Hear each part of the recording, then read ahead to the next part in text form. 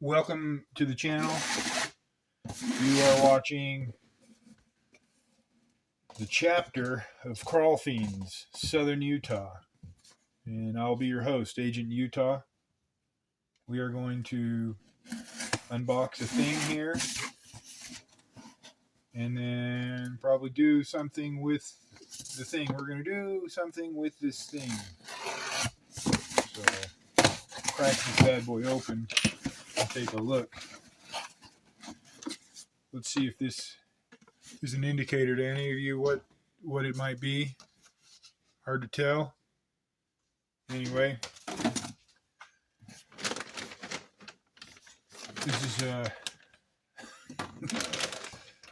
oh geez, kind of it's pretty corny, guys. This is pretty corny, and I'm having a little bit of buyer's remorse here with this.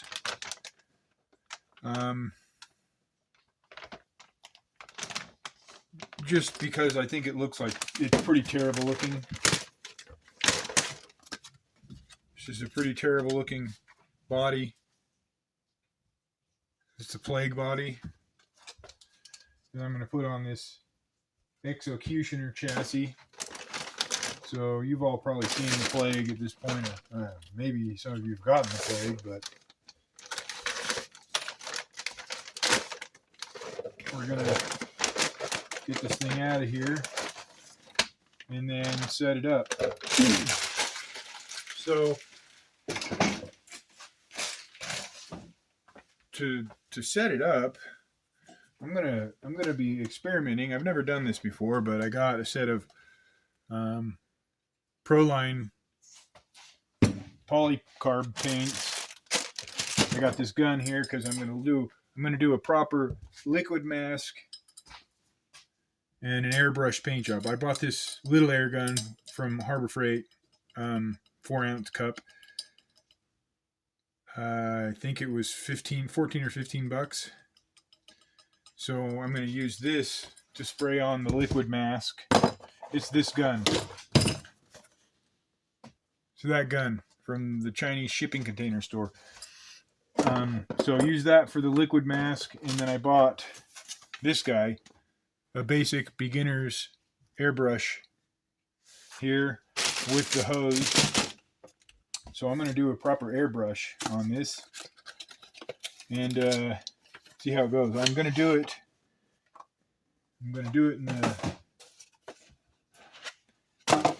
in the cartoon style. I'm sure you've all seen that cartoon type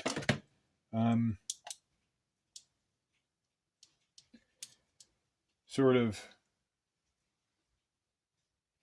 RC paint or art, cartoon or anime type.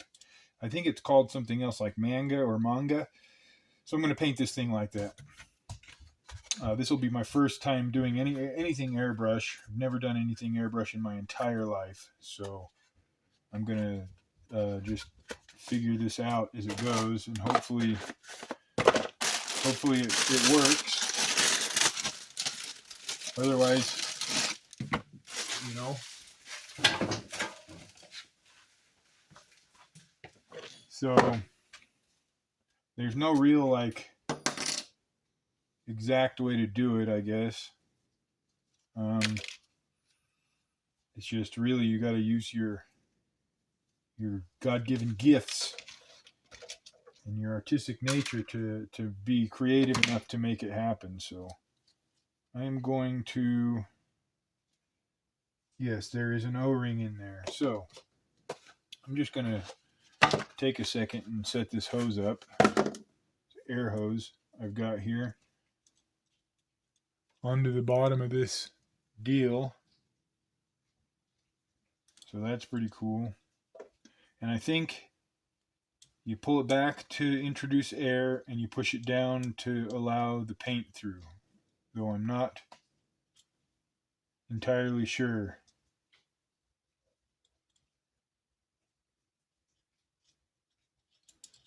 This is gonna, I don't know what I'm doing. I shouldn't be pulling shit apart at this point. But anyway, I'm gonna do it. We'll get it set up and Take a couple practice passes. See, that's tightening down. Oh, geez.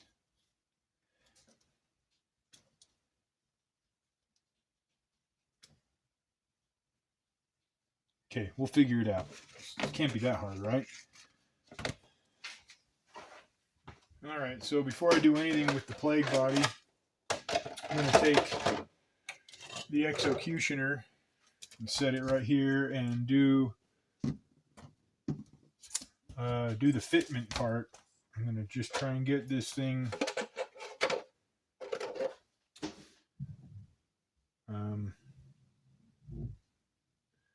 that's it. I usually do this first on most of my bodies.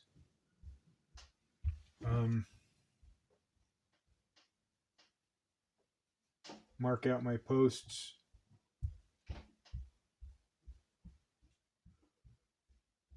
And then drill the posts. Fit the body so I know we're in good shape, and then kind of go from there. So some people do it different. That's how I do it. Okay, so with this manga style cartoon sort of body, you are supposed to take your Sharpie and do like outlining inside along hood lines, door lines, body lines, and all that sort of stuff, as well as creating like different sort of cartoony type effects. So this is my first time. I don't think that anybody should be listening to what I'm saying. At any rate, this is sort of my example. I'll probably go through and touch some of them up. I still need to add some more details and stuff, but if you're not familiar with the style, you should go check it out so you can be. And then you kind of can get a feel for what is supposed to take place. But in the end, when it's all painted, it sort of looks like that anime kind of cartoon sort of a look. So I will say that I bent my sides prematurely. I should have waited to do that till after basically I got everything painted and the body was ready to mount. And I did screw up the rear body post holes in the back where I cut them. This body, it's crazy how variable the thickness of plastic is. This main portion is fairly thick in some places, but not like, wow, that's thick, that's great. It's kind of just like, okay. But in the back, it's like, it's half as thick in the back as it is up in front. But these bedsides, they're freaking thick, man. They're so thick. I would say I got a micrometer right here. I could mic them all and kind of show you, but the whole body should be this thick. So fairly dissatisfied with the quality of this body at this point. So maybe Reefs can figure their shit out and start cranking out a thick body, not a paper thin body. So anyway, I'm going to keep sort of adding some details and stuff to this before I get to the point where I'm going to apply the liquid mask. And then we'll go from there. All right, I got my window masks on, and I got most of this stuff done here. So maybe I need to add some bits down in this area, or maybe that area. Anyway, I don't want it to be too like busy, but again, I don't know what's going on. Just some weird guy trying to do something I saw on the internet. So I'm about ready to mix up this liquid mask, put it in that little spray gun, and then hit this thing. So we'll see how it goes. Okay. Well, this is currently where I'm at. Sharpie disaster on the inside, as well as the liquid mask. Took me a while to get the liquid mask sorted out. I screwed it up, sprayed it on too heavy, for the first shot and then waited till it dried, peeled it all out, and then resprayed it. So here we are with the liquid mask in place, probably 4 coats, using this guy here to spray it on, which there was a learning curve, but I got it figured out. Some of you that have sprayed with spray guns before know this stuff, but once you have air pressure to it, the trigger sets. You can squeeze it a bit, and then you get air only, and then you have a second sort of like a second stage where you're introducing paint, and it is trigger sensitive, so you can go just a little bit and get a little paint, or go full and get a lot of paint, as well as this is an adjustment for the fluid flow, like the paint flow, so you can kind of dial that in, I guess, depending on how thick the paint is and that sort of stuff, as well as the air knob on the bottom. So I kept that air knob cranked up, and the air compressor set at about 45 psi. The key is to have atomized paint, not spitting spattery paint, so you kind of got to dial in several of these things to get that. This is the pattern adjustment from like a wide fan to just a straight circular pattern. So I have it on circular. Anyway, so the learning curve to laying down this mask was there. So I'm going to now Sharpie out my pattern on the outside of the body through the outside mask, and then use that template to trim out the inside and pull that mask and start the paint. So we'll see how that goes. And for the paint, like I mentioned, we're using this guy over here. So we'll see how this goes. I predict a colossal failure. All right, so I'm trying to come up with a plan for this paint scheme. I've got 2 of my main colors. Here I got this pearl green and a pearl purple. So I've been on a purple and green kind of kick. So I do have black and white as well. So we got a helicopter fly by. Anyway, I'm probably going to do some sort of kind of jagged sort of pattern. I think something like that.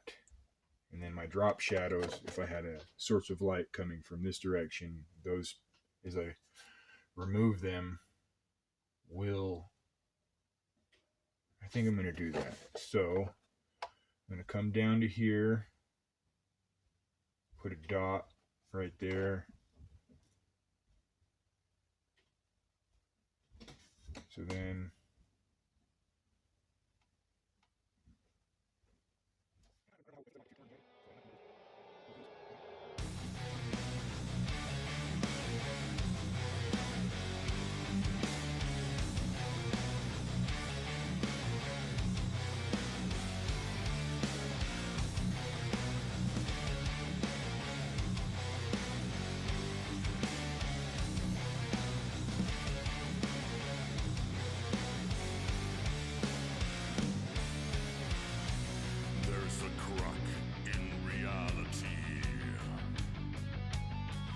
inside the wrist, a hidden veil. I sense my fate waits for me. As I descend the serpent's trail, the winding path downwards leads me through twisted trees and stinking bones. I dare not stop to look around me. I lose myself in thickening fog. Into darkness, I'm drifting. I am losing my direction. Someone told me keep your feet if you want to walk this way. A fearless heart with a steady beat.